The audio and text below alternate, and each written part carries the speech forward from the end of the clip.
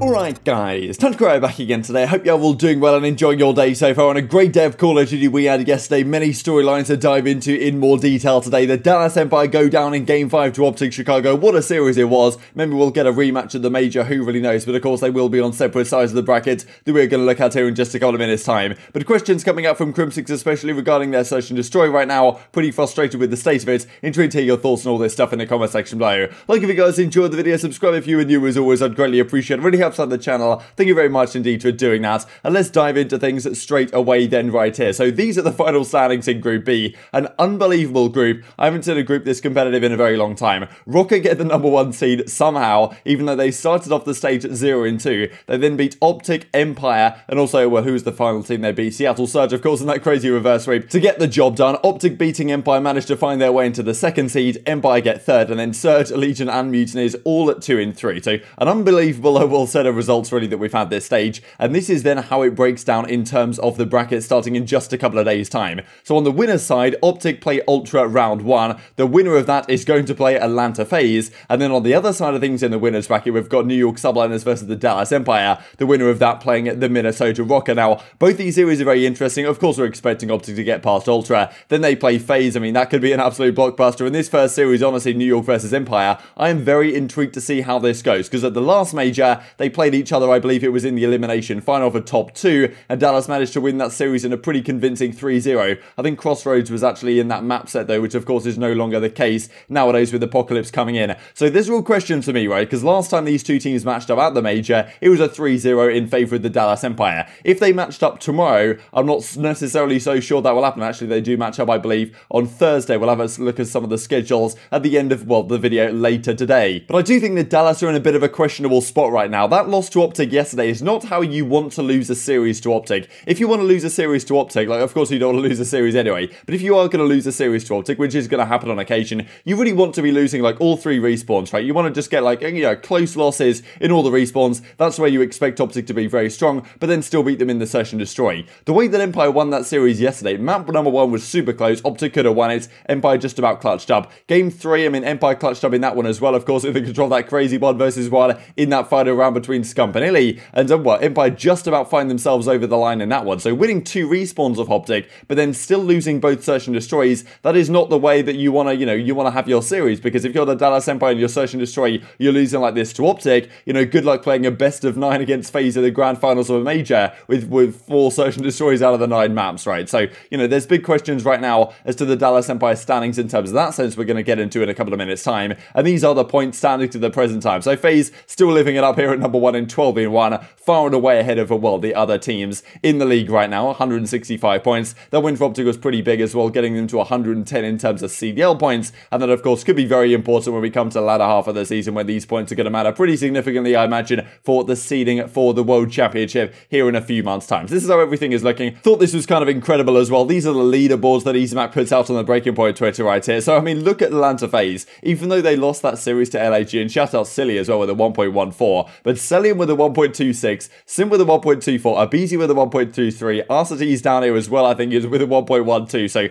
don't know what's gone into FaZe lately, but they've been on fire, apart from that one series loss. And then yesterday against Ravens, they completely turn it up and have some absolutely crazy KDs. Wanted to shout out Abizi as well, given we're going to get into this S&D conversation. I mean, a 25.4% S&D first blood percentage, #2 in terms of kills per round in S&D. So he's been absolutely killing it. One of the reasons really why FaZe in Search and Destroy is so formidable, apart from supposedly when they play up against Los Angeles Guerrillas. So let's talk about this stat line then. This is really interesting to me. So Empire, I think, are 0-8 in their Search and Destroys against FaZe and Rocker. Against the other teams, they were like 9-3, but now they've lost a couple of maps here to Optic, so it's not looking so hot. And also you can see right here that in terms of the S&D round 11 win percentage, Empire are 5-0. So they've gone to 5 round 11s, I imagine not against FaZe and Rocker, of course, and won all 5 of them, right? So you can imagine a world in which those round 11s go a different way, and now their Search and Destroy record is actually looking very different indeed. Now, of course, credit to the clutch factor. Pretty crazy that Guerrillas have only been to 1. I mean, Paris Legion and Atlanta FaZe have only been to 2. They're 1-1, and Royal Ravens don't seem to quite have the ice in terms of those round 11s. But I mean, it certainly shows that even Empire, the fact that they're winning a lot of these Search and Destroys against teams that aren't Rocker and Atlanta FaZe, they're still going the distance, and they're just about getting over the line. That's not how this team was last season. They were winning Search and Destroys pretty comfortably. I think their record last season in Search was like 33-19 or something. This season it is nowhere near as good as that already. Was Claystra a massive factor in their success? Maybe that could be argued. And as I said a couple of minutes ago, right, the fact of the matter is, we imagine this major is going to be the same format as last major, the best of 9 in the grand finals. There's 4 Search and Destroys out of the 9 maps. I'm not necessarily sure I agree with that decision making. I'd prefer it to be a 1-0 advantage for the team from winners bracket and have 3 Search and Destroys as it was for the World Championship last year. But the fact of the matter is, if you want to be the best team in the game, you're probably going to have to find a way to beat FaZe in a best of 9, and there's 4 Search and Destroys in the best of 9. It's not going to be easy to do so, especially if you're Dallas Empire right now playing some pretty questionable Call of Duty. And as Crimsic says right here, GG's Optic, Empire PSA right here, we will pay for Search and Destroy lessons. We are not good in it right now. If you think I shot Optic players' bodies, you are mistaken. He says right here, it was more than likely I was pre-firing. I have more respect for them as individuals than any of you want to be, I suppose, fans he's talking about right here, who roast your own team to a pulp when they do lose. But nice to see some of the replies. The Scum says, all respect,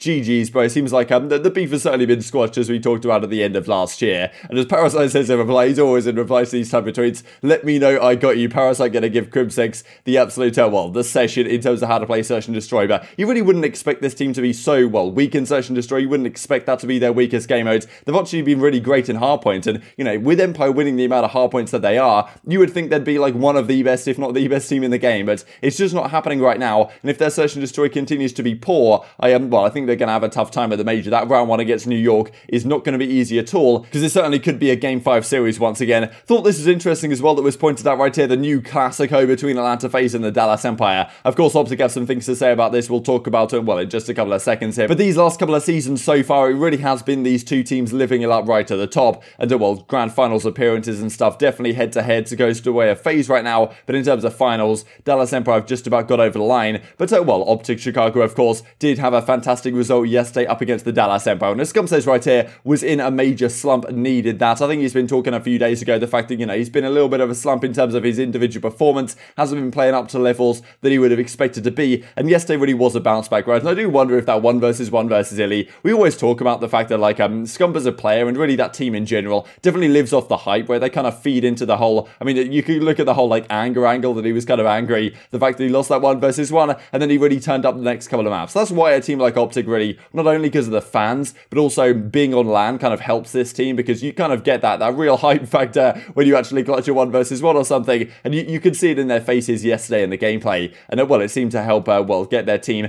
to new heights, and Scump bounces back in a big way, pretty impressive stuff. As you know, Dashi says, best sub of all time, that is good gas, and well, Scump says as well, my mind before today, I've lost my mojo, but well, it seems to be certainly back in form now, and well, in perfect time, of course, going into the major. As Formal says, we took the control in the map 1, could have gone either way, but very happy with how we bounced back. This is really what I was impressed at with Optic yesterday, because we've seen so far this season, their composure has been a little bit questionable. They lose game 1, most of the time they go on to lose the series. I believe they've been involved in 3 3-0 defeats so far this season, but this time they really did come to play, and it was impressive to see. This is the type of metal that you need in a, well, playing one of the best teams in the game in the Dallas Empire, is that, okay, well, you choke the control away, you lose the map 1 in a close fashion, but do you bounce back in the game 2? Yes, you do. Do you bounce back in the game 4 very impressively? Yes, you do, and you kind of run away with the game 5. So this is the clutch factor and the kind of ice that Optic need to show if they're going to become the best team in the game, because Atlanta FaZe are certainly not going to be easy to roll over, and the Dallas Empire as well are a difficult team to get past. Optic managed it yesterday. If they beat Toronto at the major, they will play Atlanta FaZe. That'll be a cracking series. The last time we saw it, of course, was right at the start of Stage 1 in that 3-2 blockbuster, which, well, FaZe dominated the Search and Destroys. Will it be a different story this time round? Wanted to touch briefly on Los Angeles Thieves as well. Stage 1, Stage 2, the disparity right here. What exactly do we do with this team? I really don't know what to do, to be honest.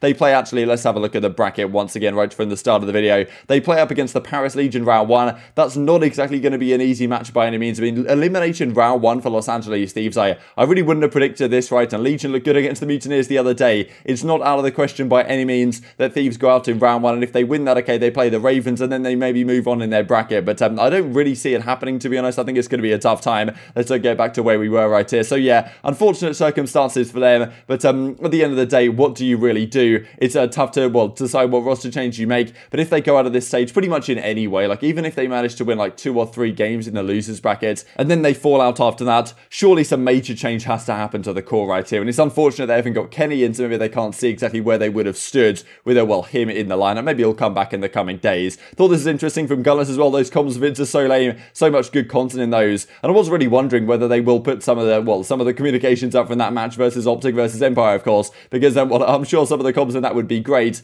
but maybe given the backlash they got last time, they're not exactly willing to go down that route. Thought this is funny as well, because of course Gunless has the whole Pokimane thing going on, but it seems like Venom had the Pokimane pants on for yesterday's match. I think he actually had the clan tag on in the lobby as well. I think Miles was in the reply, so yeah, well, he's looking for the Pokegas as well on Twitter, that when Gunless gets he drops 1.4s, maybe that will be the solution for Los Angeles Thieves. And well, some discussion here as well between Clayster and Slasher, like, why does everyone keep saying they caught people snaking? It is allowed. The fact that it's acceptable nowadays is wild to me. I haven't seen too much snaking really these last few days, so maybe they've kind of got over that to some degree. And of course, with the nerf coming in, it should make things a little bit more challenging to do. But there has still been some snaking going on. There is no doubt about that. But well, it doesn't really seem to be too much of the issue for the Thieves right now. Thought this is entertaining as well. I mean, the COD League came out with this a while ago. The fans are looking at Diamond Con for a big performance as the Game Fuel featured player. And well, as you can see right here, a 10% first blood percentage. This is somewhat confusing, right? As EasyMax says, like, it sounds like he only wins 10% of his first blood engagements, whereas in reality he gets first blood in 10% of the rounds, which is of course a more reasonable statistic. But as Clay says in replies, 10% opening duel wins seems like a lot even for Diamond Con. And just to finish off the video with his funny video as well, I'm sure a lot of you guys have seen this way back in the day in Ghost, but